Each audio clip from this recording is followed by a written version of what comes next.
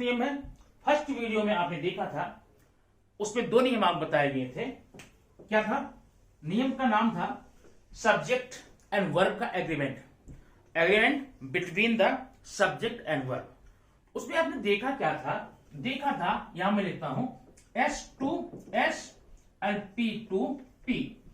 इसका मतलब ये हुआ कि अगर आपका सब्जेक्ट सिंगुलर नंबर में है तो वर्ब भी सिंगुलर नंबर में ही होगा, और अगर आपका सब्जेक्ट प्लूरल में है तो वर्ब भी प्लूरल में होगा। ये तो आपने देखा था।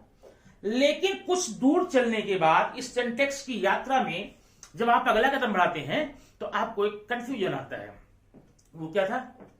अपवाद, एक्सेप्शन। और आपने एक्सेप्शन भी देखा।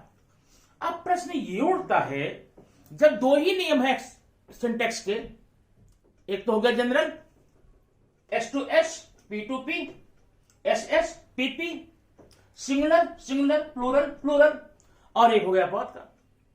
तो जब ये दो ही नियम है तो आखिरकार इतनी गलतियां क्यों होती हैं? इतने मिस्टेक सिंटैक्स में क्यों होते हैं? इसका रीजन मैं बताऊं। इसका रीजन है, हमारे ग्रामर में, सिंटैक्स में, वाक्य की रचना में दो कीटाणु हैं, वायरस। ये वायरस पूरे सिंटैक्स को घुस करके रोगी बना देते हैं।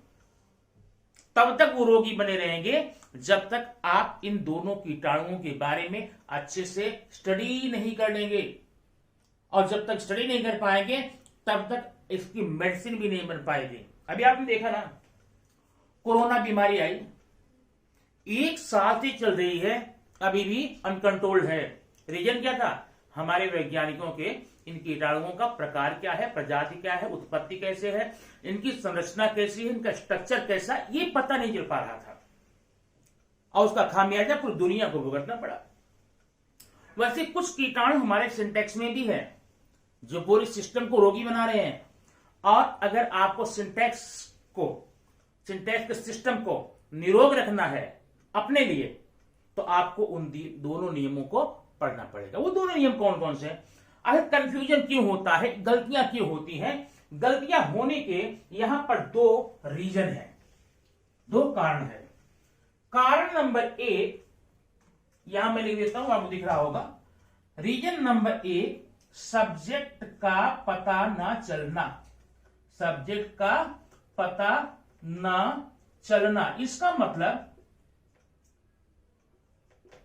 हमारे सेंटेंस में सब्जेक्ट कहां है, कौन है, ये कंफर्म नहीं होता, और जब ये कंफर्म नहीं होता है तो गलतियां होनी स्वाभाविक है। नंबर 1 रोगाणु। नंबर 2 सब्जेक्ट के नंबर का न पता चलना। हम सब्जेक्ट के नंबर ही नहीं पहचान पाते, ये सिंगुलर में जाता है कि प्लूरल में जाता है। ऐसी कंडीशन में भी गलतियां होनी संभावित है। तो आइए आज हम इसी पर चर्चा करेंगे, इसी को पढ़ेंगे और ये कंफर्म करेंगे कि वो गलतियां फिर तो दोबारा न हो। हम सब्जेक्ट का नंबर भी पता लगा लें और सब्जेक्ट का प्रकार पता लगा लें। अगर न प्रकार पता लगा पाए तो कुछ सर्टेन रूल्स हैं, कुछ नियम हैं, उस नियम को पढ़ने के पश्चात में ये जो प्रॉब्लम्स है सब्जेक्ट के पहचानने की, आइडेंटिफिकेशन ऑफ सब्जेक्ट, वो दूर हो जाएगी। आइए देखते हैं। पहला है, आप यहां ऊपर देखिए, ध्यान देना, यहां पर 2-3 नियम बताएंगे। पहला नियम है NPN, N plus P plus N। अभी क्या होता है? Number of subject plus preposition plus number of subject, या कह सकते हो नाउन प्रीपोजिशन नाउन। अगर ये स्ट्रक्चर आपको दिखाई दे तो आप नियम ध्यान से देखना। माने पहले नाउन होगा, उसके तुरंत बाद में कोई प्रीपोजिशन होगा, और उस प्रीपोजिशन बाद में फिर नाउन होगा। ऐसा और आगे हो सकता है, और आगे कैसे हो सकता है? ये होगा plus P plus N plus P plus N, ऐसे कंटिन्यूसली हो सकता है। ऐसी कंडीशन में मिस्टेक्स ना हो, उसका पता लगाने के लिए बड़ा सिंपल सा रूल है। वो रूल क्या है देखना, नंबर देना। द मेरिट नाउन है, दीज बुक्स नाउन है। The merit these books noun है। अगर ऐसा आपको स्ट्रक्चर मिलता है, अब यहां पर थोड़ा सा मैं इसको सॉल्व कर देता हूं, समझ में आएगा। देखो क्या है, यहां पर देख रहे हैं N plus P plus N, noun preposition noun. अगर ऐसा स्ट्रक्चर कभी भी आपको मिलता है, ध्यान देना, तो प्रेपोजिशन के पहले जो नाउन आया है उसको आप ध्यान रखना। अब ध्यान देना, the merit of these books, अभी मेरिट है प्रेपोजिशन के पहले है और दीज बुक्स प्रेपोजिशन बाद में है। एक बात तो मेरा मन करता है कि आप दीज बुक्स है, ये तो प्लूरल दिख रहा था, हम यहां पर प्लूरल का लगा लेते, लेकिन नहीं। क्यों? क्योंकि नियम कहता है अगर नाउन के बाद प्रीपोजिशन फिर नाउन आता है तो हम नंबर के लिए क्या देखेंगे, नाउन के पहले, तो प्रीपोजिशन के पहले जो नाउन आया है उसके आधार पे सिंगुलर या प्लूरल का डिसाइड करेंगे। अभी देखना, the merit of these books, दो नाउन है, दीज प्रीपोजिशन है, ये मेरिट नाउन है, दीज बुक्स नाउन है, लेकिन प्रीपोजिशन के पहले का नाउन है द मेरिट, और द मेरिट क्या है, सिंगुलर नंबर है। क्या है? सिंगुलर नंबर है। अब इसलिए आगे जो हम यहां पर वर्ब लेंगे वह इस नंबर के आधार पर लेंगे, इस सब्जेक्ट के आधार पर लेंगे। अब आंसर क्या हो गया, the merit of these books is well known, the merit of these books is well known. फिर तो ध्यान सुन लेना, नाउन प्रीपोजिशन नाउन, तो यहां पर दोनों नाउन, जो प्रीपोजिशन के पहले हैं वो भी, जो प्रीपोजिशन के बाद में वो भी, सब्जेक्ट का काम करता हुआ दिखाई देगा आपको।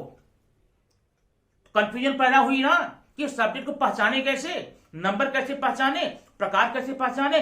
सिंपल सा नियम है, आप आगे के वर्ब को कैसे यूज करेंगे, जो नाउन प्रीपोजिशन के पहले है। अभी है sentence, the merit of these books, ये है प्रीपोजिशन, प्रीपोजिशन पहले मेरिट है, बाद में दीज बुक्स है। क्योंकि हमने नियम बता दिया, क्या बता दिया नियम, कि हम प्रीपोजिशन के पहले के बाद का नाउन लेंगे तो मेरिट लेंगे, और मेरिट के आधार पे हमने यहां पर क्या वर्ब लिया, इज।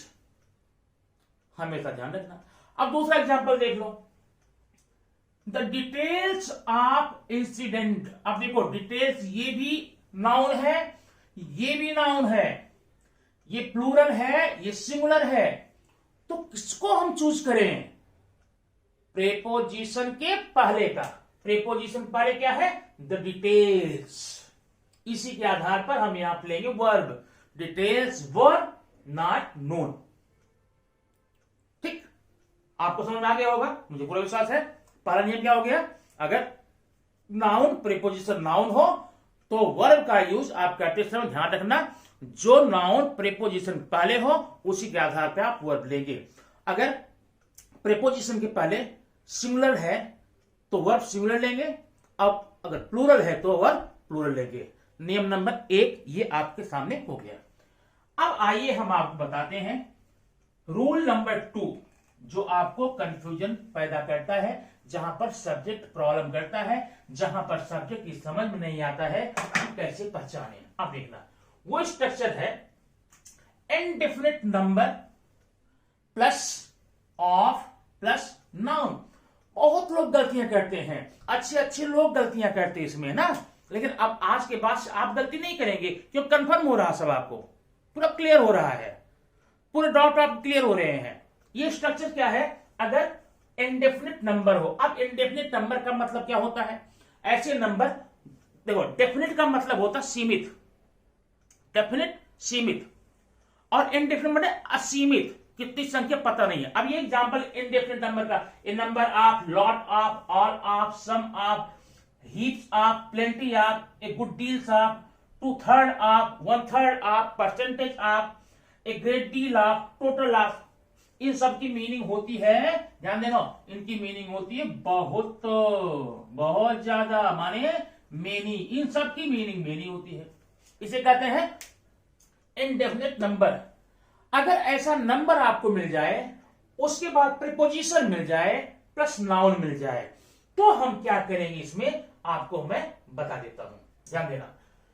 अगर इंडेफिनिट नंबर मिले, प्रीपोजिशन मिले और बाद में नाउन मिले, तो आप वर्ब का सिलेक्शन प्रेपोजिशन के बाद वाले नाउन से करना। याद रखना, अभी हम पढ़ के आ रहे हैं, जब नाउन प्रेपोजिशन नाउन हो तब प्रेपोजिशन पहले वाला आपने चुनाव किया था। लेकिन अगर इनडेफिनिट नंबर हो, इनडेफिनिट नंबर कितने एग्जांपल यहां पर दिए गए हैं, ऐसे हो और उसके बाद प्रेपोजिशन हो और प्रेपोजिशन के बाद फिर कोई नाउन हो, तो आप वर्ब का सिलेक्शन प्रेपोजिशन के बाद वाले नाउन से लेना। आइए 3-4 एग्जांपल समझते हैं, हो जाएगा कंफर्म आपका। Number 1, a number of boys have come.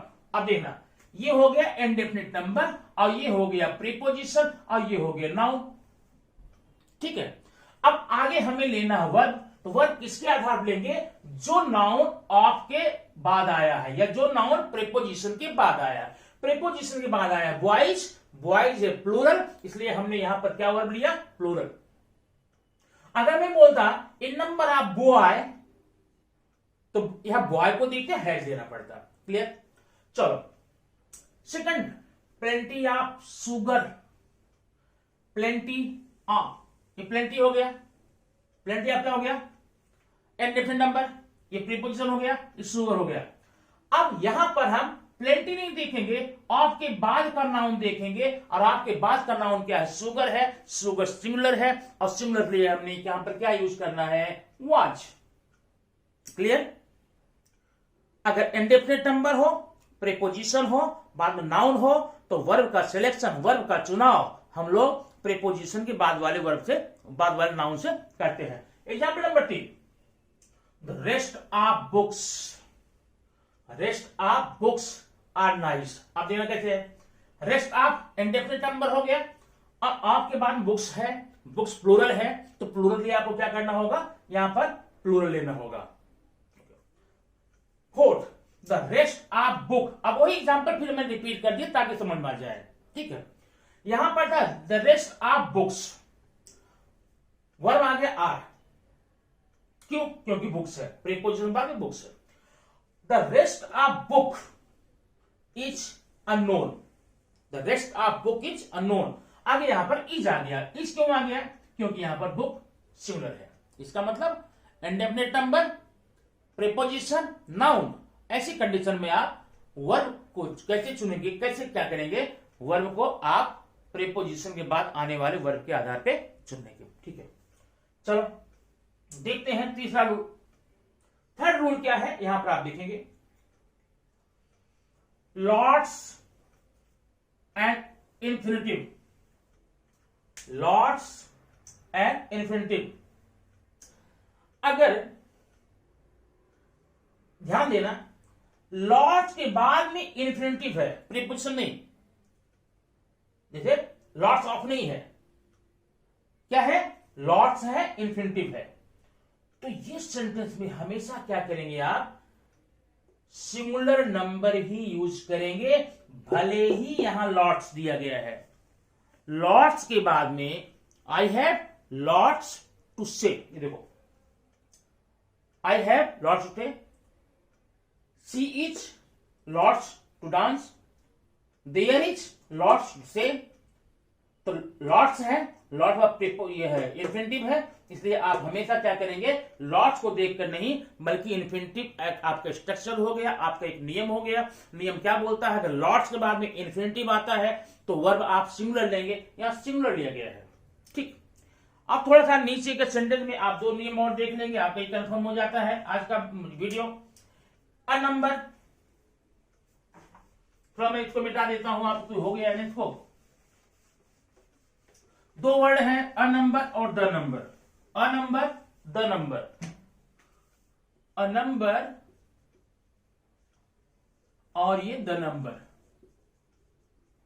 अब इसमें तो कुछ हमें कंफ्यूजन क्या है कि इसमें कुछ आंसर तो नहीं दिख रहा। अ नंबर है, द नंबर है, और द आर्टिकल है, तो क्या प्रॉब्लम हो सकती है?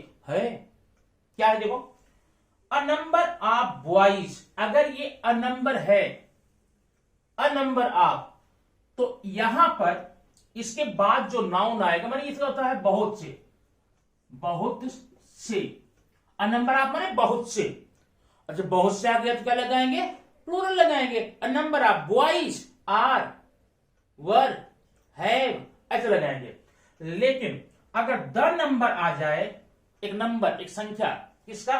आप बॉयज, तो आप इसको सिंगुलर के रूप में लेंगे और तब यहां क्या लगाएंगे? सिंगुलर वर्ब लगा करके आप इसका आंसर लिखेंगे। ये देखना sir, a number of boys are coming, a number plural है, बच्चे बहुत से, और है द नंबर ऑफ बॉयज, ये सिंगुलर है, यहां पर ई लगा है। इस प्रकार से ये कंफ्यूजन जो है सब्जेक्ट का आपका दूर हो जाना चाहिए। वीडियो भरपूर देखिए, लाइक कीजिए, सब्सक्राइब कीजिए और बहुत बहुत दबा करके इसको शेयर कीजिए। खूब शेयर करो, खूब पढ़ो, और सिंटेक्स आपने पढ़ लिया तो आप समझ लो एक किला फतह कर लेंगे। कौन सा किला? इंग्लिश का, जो आपको अब तक डराता आया है, आपको चिढ़ाता आया है, अब ये आपको न चिढ़ाएगा और न डराएगा, हमेशा आपकी हेल्प करने को तैयार रहेगा, क्योंकि आपने सिंटेक्स नामक टॉपिक अच्छे से कंफर्म कर लिया है। ठीक है, अब सिंटेक्स की श्रृंखला चलती रहेगी, काफी लंबी है श्रृंखला, मैंने बताया था। आप धीरे धीरे थोड़ा थोड़ा 10-10 मिनट का वीडियो देखते जाइए, कंफर्म करते जाइए, इंग्लिश पर आप पता कर लेंगे। Thank you very much.